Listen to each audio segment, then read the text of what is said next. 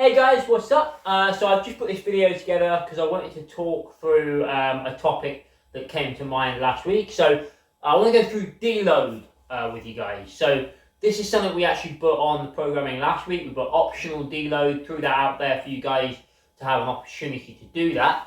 But one of the questions we actually got more than I was expecting last week was, what is deload and why do it, right? So deload is basically the process of taking maybe a week, even a couple of days sometimes, where you just reduce the intensity of your training somehow. Now, the reason you would do that is basically to stop yourself from burning out and getting injuries, slowing progression, all of those reasons basically. So if you keep training at a high intensity 3 or more times a week, then what you're going to find out is at some point your body starts to burn out. And by the time you realize that, so by the time your energy levels are really low, by the time all these niggles and aches are starting to develop, maybe even getting injured, by the time all that happens and you realize it, it's usually too late. So at that point your body is overtrained, and then it's going to take a little bit of taking a step back before you can recover and get back to where you were. So what deload is basically kind of preempting that, and it's taking some stress off the body just for a week or so to allow it to recover and then essentially continue progressing.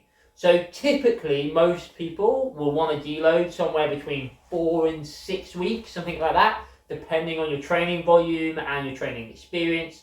And you can kind of get a gauge for that. If you've been training a lot, like 3 to 5 times a week, fairly high intensity, pushing the weights, coming to the classes and doing everything that's written on the board to the best of your ability, then you're going to probably need that deload around about the 4-week mark. If, however, you're going to be training on and off, maybe twice a week, some weeks, 3 times another week, you might have had a holiday not too long ago or been under the weather, so haven't trained that well, then you probably wouldn't need your deload as regularly. You might push it back a little bit, maybe have a deload 6 or 7 weeks down the line instead. So that's the sort of why you should deload. And now it's kind of talking about how to deload. So there's lots of different ways to deload. Basically anything that kind of brings down the intensity of training. So the obvious one is deloading, as in less load on the bar. So you could come into the training session, do exactly what's written on the board, do all of your normal training as you would, but the only difference was just putting less weight on the bar. So say the programming said 4 sets of 5 at 80%, you say, cool, I'm still going to do 4 sets of 5, but instead of 80%, I'm going to do it 55%. Yeah, so you might just focus on technique rather than load that week. That's a simple way of doing it. Another way to do it is to reduce the volume. So you might go, right, okay, instead of doing 4 sets of 5, I'm going to do 2 sets. Yeah, 2 sets of 5 at the 80%. So I'm still going to lift the load, but I'm not going to do as much volume, also reducing the impact on the body. Another way is to reduce the intensity in general. So again, if you're doing a workout like WODs, high intensity, you might go for the move well option. So you go for an option that doesn't quite get your heart rate so high. You might even have extra rest days. So this is a good one. If you train 5 or 6 times a week, you might throw in an additional rest day and just train 3 or 4 times the week. And you might be able to keep your training at the same level of intensity, same level of load, but just taking a few days out. And that's also a valid option and a way to deload. It's really important to do that. I think a lot of people, when they start CrossFit or get into anything sporting-wise and get excited about it, whether that's running, swimming, triathlons, weightlifting, CrossFit, gymnastics, whatever that may be, I think a lot of people get carried away and forget how important it is to take a step back every now and then and allow your body to heal.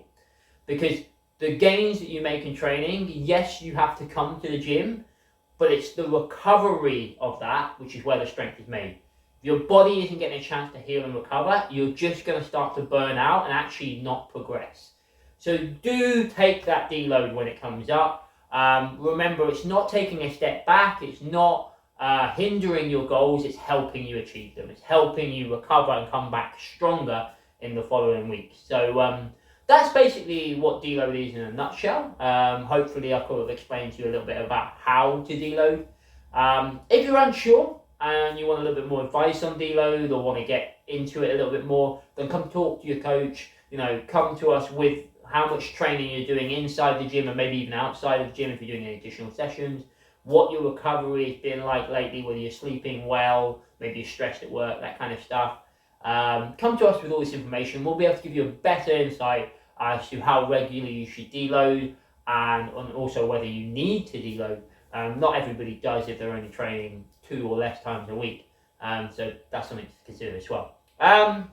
But also, hopefully this video has been helpful. If you've got any questions, just pop them down below in the comment section, or like I said, message your coach. We'd love to get into this subject a little bit more and help you guys. Remember, it's not always harder means better. Sometimes better means better.